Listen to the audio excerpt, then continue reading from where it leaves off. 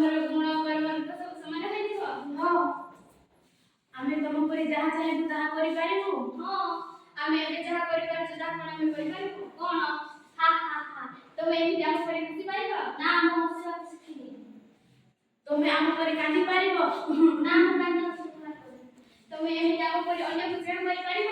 ନା ସ୍ନେହ କଣ ମୁଁ ଜାଣିନି। ତା ମାନେ କାମ ଛଡ଼ା ସ୍ନେହ ଭକ୍ତି ହସ କାନ୍ଦ କିଛି ଜାଣୁନା? ସ୍ନେହ ଭକ୍ତି ହସ ଦୁଃଖ ସୁଖ ଏସବୁ ଆମର ଦରକାର ନାହିଁ। ଦରକାର ଅଛି। ଏସବୁ ମଣିଷ ଭିତରେ ଅଛି ବୋଲି ମଣିଷ ପ୍ରାଣୀମାନଙ୍କ ଭିତରେ ସର୍ବଶ୍ରେଷ୍ଠ ବୋଲି ବିବେଚିତ ହୋଇଛି।